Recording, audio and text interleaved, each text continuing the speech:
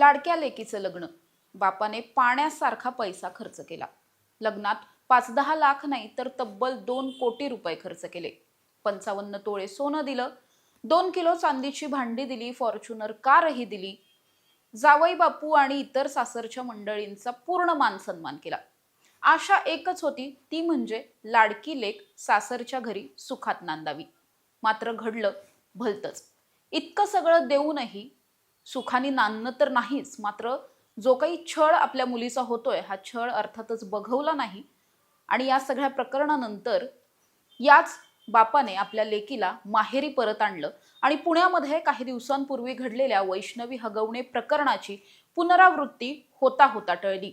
अगदी वैष्णवी हगवणे प्रकरणासारखंच अनेक गोष्टींमध्ये साम्य असलेलं आणखी एक प्रकरण पुणे जिल्ह्यातून समोर आलेलं पाहायला मिळतंय. नेमकं हे प्रकरण काय जाणून घेणार आहोत. नमस्कार, मी समृद्धी आणि तुम्ही पाहताय टॉप न्यूज मराठी. वैष्णवी आदित्य लोखंडे असं या प्रकरणामधल्या पीडित महिलेचं नाव आहे. 26 वर्षीय विवाहिता आहे, जी मूळची पुण्याची आहे. विमानतळ परिसरामध्ये माहेर आहे. मात्र खेडमध्ये तिचं लग्न झालेलं होतं.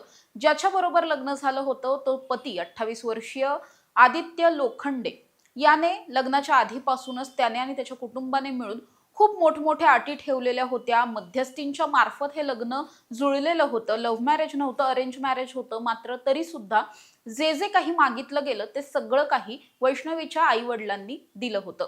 मुळात जेव्हा हे लग्न ठरलं त्यावेळी सुरुवातीला 30 तोळे सोनं मागितलं गेलं होतं. मात्र नंतर 30 तोळ्यावरून अचानकच सासरच्या मंडळींनी 100 तोळे सोनं आणि मर्सिडीज जी वॅगन देण्याची मागणी केली. त्याचबरोबर लग्न तर लावून द्यायचंच होतं. इतकी मोठी मागणी केल्याच्या नंतर सुद्धा जेव्हा साखरपुडा या दोघांचा झाला, त्या साखरपुड्यात सुद्धा या माहेरच्या मंडळींना कशा पद्धतीने अपमानित केलं जाईल अशा पद्धतीने सगळी वागणूक या सासरच्या मंडळींची होती. मोठा अपमान झालेला होता. मात्र तरी सुद्धा मध्यस्थींच्या मार्फत दोन्हीकडे जे काही मतभेद होते ते मतभेद मिटवण्यात आले आणि त्यानंतर लग्नाची तारीख ठरली. 22 ऑगस्ट 2023 ला या दोघांचाही लग्न सोहळा लोहगावमध्ये पार पडला. सुपारीचा कार्यक्रम असेल, सुपारी फोडण्याचा म्हणजे आपण ज्याला टिळाचा कार्यक्रम म्हणतो, तो टिळा, साखरपुडा आणि लग्न असं एकूण मिळून 2,29,00,000 रुपये इतका खर्च या मुलीच्या माहेरच्यांनी केलेला होता, तिच्या वडिलांनी केला होता. या सगळ्यामध्ये पहिल्यांदा 100 तोळे सोनं मागितलं होतं. मात्र नंतर मध्यस्थी झाल्याच्या नंतर 55 तोळे सोनं दिलं गेलं, 2 किलो चांदीची भांडी दिली गेली, एक फॉर्च्युनर कार दिली गेली. त्याचबरोबर इतर जे काही घरातली विविध इलेक्ट्रॉनिक वस्तू असतात, भांडी असतात, हे सगळं काही दिलेलं होतं. लग्न लावून दिलेलं होतं. असं सगळं झाल्याच्या नंतर आता तरी आपली लाडकी लेक ही सुखात नांदेल असं आईवडिलांना वाटलं होतं. मात्र तसंच झालं नाही. लग्नाच्या केवळ दुसऱ्याच महिन्यामध्ये वैष्णवीचा छळ सासरच्यांनी सुरू केला. यामध्ये सातत्याने तिच्याकडे काही ना काही करून पैशांची मागणी केली जात होती. सुरुवातीला तर वैष्णवीचा जो पती आहे आदित्य लोखंडे त्याने शेअर मार्केटमध्ये 2 कोटी रुपयांचं त्याच्यावरती कर्ज झालेलं होतं. हे कर्ज फेडण्यासाठी तिच्या वडिलांकडे पैशांची मागणी केली गेली. तिला वडिलांकडून पैसे आणायला सांगितले. 2 कोटी रुपये देणं शक्य नव्हतं. नुकतंच लग्न लावलेलं होतं लेकीचं इतकं मोठं. त्यानंतरही या मुलीच्या वडिलांनी खरं तर 45 लाख रुपये दिले. इतकं दिल्याच्या नंतर सुद्धा सासरच्यांची हाव काय ती संपलेली नव्हती. त्यानंतर सुद्धा आदित्य लोखंडे जो जावई होता त्याचा वाढदिवस होता. त्याच्या वाढदिवसासाठी सुद्धा 4 तोळे सोनं असलेलं कडं करायला सांगितलं.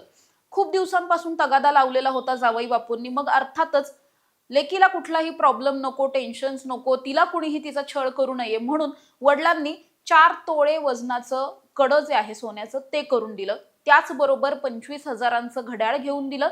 35,000 रुपये वाढदिवस सेलिब्रेट करण्यासाठी म्हणून दिले.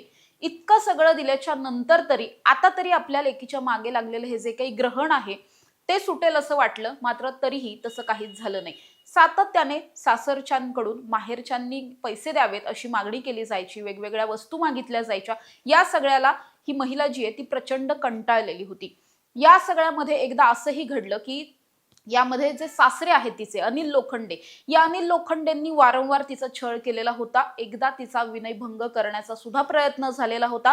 तिच्या परवानगीविना जबरदस्तीने तिच्यावरती तिला अगदी अश्लील पद्धतीने स्पर्श केला गेलेला होता. या सगळ्यानंतर ही पीडिता जी आहे ती प्रचंड मानसिक आणि शारीरिक त्रासातून जात होती. असं सगळं झाल्याच्या नंतर तिने तिच्या सासूला म्हणजे सुवर्णा लोखंडे हिला ही सगळी बाब सांगितली.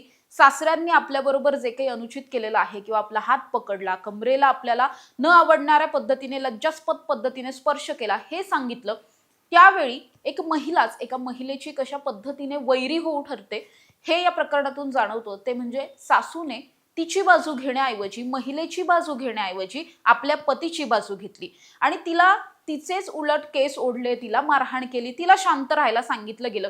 या सगळ्यानंतर ही महिला जी आहे ती शांत राहत नव्हती, म्हणून चक्क गॅसवर ठेवलेल्या गरम तव्यावरती या पीडित महिलेचा हात ठेवण्यात आला। या सगळ्यात तिचा हात पूर्णपणे भाजला होता। इतकं सगळं झाल्याच्या नंतर प्रचंड हे वाद टोकाला गेले होते। याच वादांमध्ये सासऱ्यांनी चक्क पिस्टल काढलं घरात असलेलं आणि हे पिस्टल तिच्या डोक्यावरती ताणलं, तिला जीवे मारण्याची धमकी सुद्धा दिली। इतकं सगळं झालेलं असताना मग अर्थातच या पीडित महिलेला त्या ठिकाणी राहायचं नव्हतं। ती तिच्या माहेरी निघून आली। माहेरी निघून आल्याच्या नंतर सुद्धा तिच्या पतीने चक्क तिच्या माहेरात येऊन तिथे सुद्धा तिला ठार मारण्याची धमकी दिली। एवढं कमी की काय, म्हणून ही पीडित महिला जेव्हा प्रेग्नंट होती त्यानंतर तिचा गर्भपात सुद्धा जबरदस्तीने केला गेला। इतकं सगळं झाल्याच्या नंतर हा जो काही अमानुष छळ होता तो तिला होत होता, मात्र तिच्या कुटुंबियांना सुद्धा होत होता। आपली लाडकी लेक इतका मोठा पाण्यासारखा खर्च करून सुद्धा जर सुखी नसेल तर मग या सगळ्याचं करायचं काय?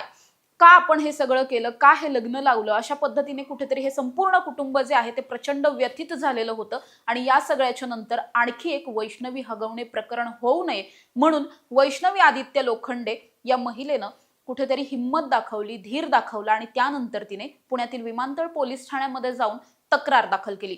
आता या तक्रारीनुसार, फिर्यादीनुसार जर आपण बघितलं तर पती आदित्य लोखंडे, त्याचबरोबर सासरे अनिल लोखंडे, सासू सुवर्णा आणि ननंद असलेली समृद्धी लोखंडे या चौघांविरोधात या प्रकरणामध्ये गुन्हा दाखल करण्यात आलेला आहे।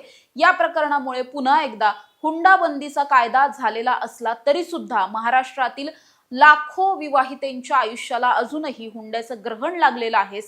शारीरिक आणि मानसिक त्रासाचं ग्रहण लागलंय, ते अजूनही सुटत नाहीये हे प्रकर्षाने जाणवतं।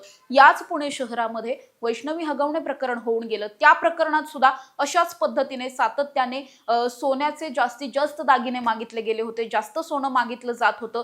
तसंच या प्रकरणात सुद्धा मागितलं। सुरुवातीला त्यांनी सुद्धा या प्रकरणामध्ये फॉर्च्युनर मागितली, मग यांनी फॉर्च्युनरच मागितली होती। म्हणजे सिमिलरिटीज जर आपण बघायला गेलो तर खूप सिमिलरिटीज आहेत या सगळ्यामध्ये। तरी सुद्धा हे सगळं प्रकरण झाल्याच्या नंतर वैष्णवी हगवणे प्रकरणावरती इतकं सगळं बोललं गेलं, हे प्रकरण संपूर्ण राज्यभरात गाजलं, राजकीय नेते यावरती बोलून गेले, सामाजिक कार्यकर्ते बोलून गेले।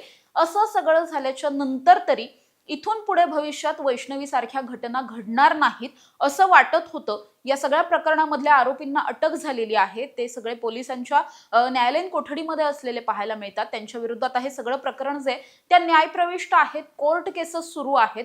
वैष्णवी हगवणेचे कुटुंबीय सगळे जे आहेत ते या सगळ्या कोर्ट कचेरीच्या त्रासातून जात असलेले पाहायला मिळतात। मुलगी गेलेली आहे, असं सगळं घडलेलं असतानाही अशा पद्धतीचं आणखी एक प्रकरण समोर आलं। म्हणजे यावरून हे लक्षात येतं की जरी वैष्णवी हगवणे प्रकरणामध्ये पोलिसांनी सगळी ऍक्शन घेतली वगैरे सगळं काही झालं, मात्र पोलिसांचा, कायद्याचा जो काही धाक बसायला हवा होता तो अजूनही समाज म्हणून समाजामध्ये हा सगळा धाक अजूनही बसलेला नाही।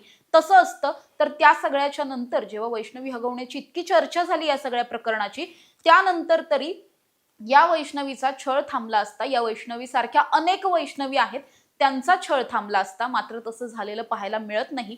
वैष्णवी हगवणे प्रकरणावरती इतकं बोललं गेलं तरी सुद्धा अशा पद्धतीची प्रकरणं रोखणं अजूनही कुणालाही जमलेलं नाहीये, पोलीस प्रशासनाला जमलेलं नाही आणि समाज म्हणून आपल्यालाही ते जमलेलं नाहीये। हे खरं तर खूप मोठं दुर्दैव म्हणावं लागेल।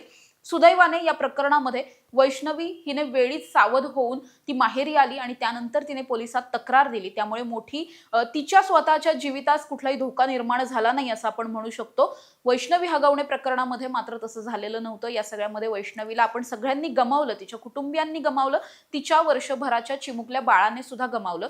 या प्रकरणामध्ये तरी आता ही वैष्णवी जी आहे ती सुदैवाने सुखरूप आहे, माहेरच्या जवळ आहे। त्यामुळे आता तरी या प्रकरणामध्ये आणखी अनेक बळी न जाता अशा पद्धतीची प्रकरणं लवकरात लवकर मार्गी लावण्यासाठी प्रशासनाने सुद्धा, सरकारने सुद्धा, पोलिसांनी सुद्धा कुठेतरी हे प्रकरण जे आहेत ती गांभीर्याने घेणं गरजेचं असल्याचं दिसून येत आहे। आता या प्रकरणामध्ये नेमकी कोणकोणत्या पद्धतीची कारवाई केली जाते, आरोपींना अटक कधी होणार, हे सगळंच पाहणं महत्त्वाचं असणार आहे। तोपर्यंत तुम्ही पाहत राहा टॉप न्यूज मराठी, आपला महाराष्ट्र, आपली बातमी।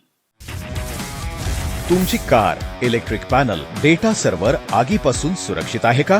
नाही? मग आजच बसवा F protect temperature activated fire suppression device. यामध्ये आहे eco friendly non toxic pressurised liquid, जे आग लागल्यास क्षणार्धात ऍक्टिव्हेट होऊन आगीवरती मिळवते नियंत्रण. बसवण्यास अतिशय सोपे आणि सुटसुटीत टेकालिपचे एक दर्जेदार उत्पादन एफ प्रोटेक्ट.